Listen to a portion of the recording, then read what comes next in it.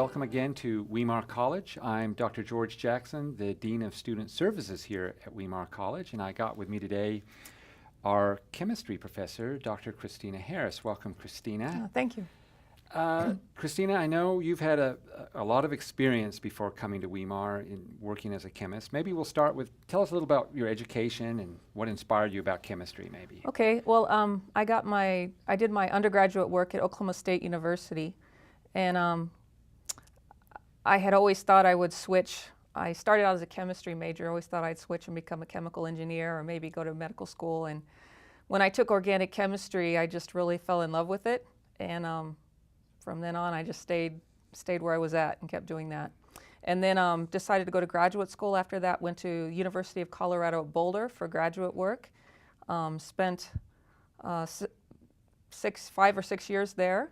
And then I moved on to Sloan Kettering in New York City, and that's where I did a postdoc there and worked on some cancer drugs there. So how many years was it there in New York? Were you there for 2 years. Mm-hmm. I know I did postdocing for a number of years, and I just loved those years, doing research. It was just focusing on what you love to do. No classwork. No classwork, and you're just just traveling the world or going to interesting places doing research. So. You spent those 2 years, you had a research background then, and so where did you go from there? After that, I was looking into the pharmaceutical industry. I was an organic chemist, and so that's a very common track to pursue, to work in to do medicinal chemistry. And so I had the opportunity for several interviews. I ended up going to Pharmacia Upjohn. That's the name of the company when I actually interviewed. By the time I got there, there had been a merger, and it was called Pharmacia. And then I was there for a few years, and then there was another merger. And when I left, it was Pfizer. They closed down our research site. The sort of the corporate world and takeovers and changes and all of that. All in the same office, all the 3 years. But different company, working for different companies. So you're working on contract work, creating chemicals or testing or whatever for the pharmaceutical industry? Mm-hmm. Well, my first couple years in the pharmaceutical industry was working actually in big pharma. And then after Pfizer came in and they kind of closed the research portion of Pharmacia, I ended up going to Arise. And when I was doing Bible work at Arise, one of the ladies I was studying the Bible with, her husband was the dean at Western Michigan University, and she said, you know, my husband said there's an opening for an organic chemist and you should apply. And so I was kind of thought about that, and my boss, my former PhD advisor, sent them a letter of recommendation, and then they contacted me and said, we hope you'll finish your application. And so I ended up getting that job as doing a sabbatical replacement for a year. Fell in love with teaching, decided that was what I really liked. After that was done, it didn't work out for me to keep going. They had a hiring freeze, so they weren't able to bring me on full time. So I ended up going back to working in the pharmaceutical industry, but this time I worked for a contract company that did contract research for big pharmaceutical companies. And during this time, you were publishing scientific papers and did some patents as well. So your career is moving on. You're having successes in what you're doing. Right. You were there for a number of years at that last position there. For 5 or 6 years. And you mentioned that you went to Arise. So you were kind of a new Seventh-day Adventist Christian at that time, weren't you? I was baptized when I lived in New York, actually, when I was doing my postdoc in New York City. And yeah.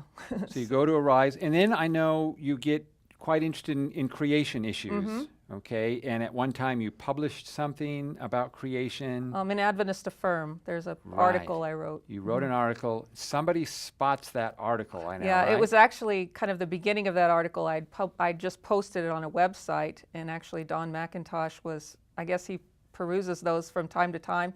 He sent me an email and said, hey, what kind of scientist are you? And I told him I'm an organic chemist. And then he says, hey, we need an organic chemist at Weimar. And I thought, well, that's good.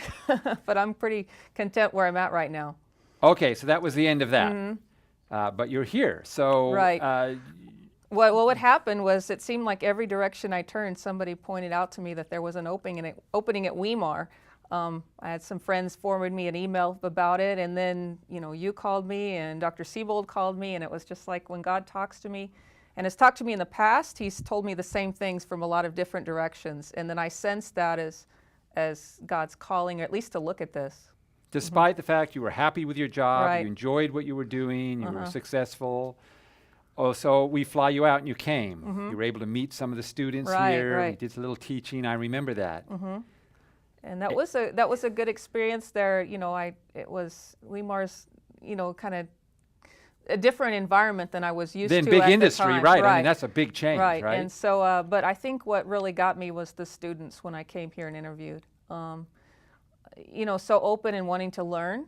And, you know, I had that when I taught at Western Michigan University, but it was a handful of students that you could have that kind of experience with, and not the whole class. You know, you have a class of 200, 250 students, you might get to know a handful of them well, but Weimar was small enough where I could know most of the students even if I didn't have them in a class. I remember that time. And my daughter was in the class, so excited about you coming, and she just makes it so clear. I remember it was just, wow, they were so excited. And then you took the job, you came. The need was huge for our pre-med students. So you stepped out of your comfort zone, sold your house, I remember, Right. all that happened. And you came here, and you're involved. So the classes you teach are what or you I have teach taught? the introductory chemistry classes, general chemistry, and also survey of chemistry for pre-nursing For students. the nursing, pre-nursing students. And then I teach organic chemistry. That's my field of expertise. My PhD is in that area. And then also biochemistry. And biochemistry was kind of pushing the edge, right? Pushing of the what your envelope for me. expertise But, wa- you know, expertise actually, was. I think it was, I think my students learned more than I did when I took biochemistry the first time. So, It's like that sometimes. yeah. Wow. And now, you obviously were taking advantages also of other things on campus, and I was quite surprised that, you know, you strike me as kind of a quiet sort of person, and yet you're going, you jump in with the call porters, knocking on Yeah. doors, talking. I guess that experience from Arise. Right. After we finished Arise, we did 6 weeks of canvassing in Michigan in January. And that was really a challenge because it was so cold. I mean, here when we go out, it's very, very warm usually. And so that was a good experience for me to get to meet people at the door. And yes, I am relatively quiet, but it's kind of like Paul talks about the love of Christ compels us. And I feel that when I go out. Well, I think of the story you told me, and this is going back a while, where you knock on the door and the guy says, "No, I'm not interested in religion. I'm an intellectual." Yeah, he and you can said say, he- "Well, actually, I'm a Yeah, it's I'm a hard to PhD know. in chemistry, It's right?" hard to know how to handle those situations. You know, to check out their degree, and we could compare, you know, pedigrees. But yeah, it's You could talk to interesting this of guy. who I meet at the doors. Yes. Right. Okay. And then last year, and so I know you take a lot of opportunities during pack times. You're going and door to door with the students. I know they're wonderful experiences for the students. You did Faith Trip Right. last year. Right. I went on Faith Trip. I remember thinking on the first day we were going out, I think we were all thinking the same thing. Why did I sign up to do this? You know, the first day was challenging because we had to earn enough money to sleep that night. We had to earn enough money for lunch. And we were starting out with nothing. We had a tank of gas.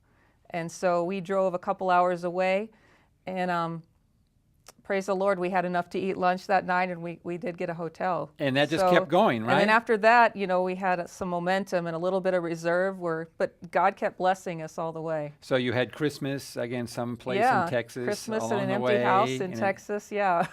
And I know what a wonderful experience with the students. They talk about it and the experiences they had. It's just, there's nothing like that to really connect with students as Right. they be out. And now, when you go call portering, that money goes to the student scholarships, or doesn't it? Yeah, I don't benefit right, so any it's from going it. into the system for Right. the students. It can help, like it can pay for some gas or, you know, Right. the vehicle and stuff like that they don't have to, other overhead that I can cover some with that. Right. Or So scholarships. we really appreciate that, and I think that's what we want to do at Weimar. Is we're not here just to teach the sciences, although we want excellence in that, and we're Certainly. thrilled to have a researcher come aboard that had worked in the field, but then to be able to connect with the students and go out and do ministry with the students is a huge blessing. Yeah, I get So- a big blessing from them too. Sometimes they're more persistent than I am.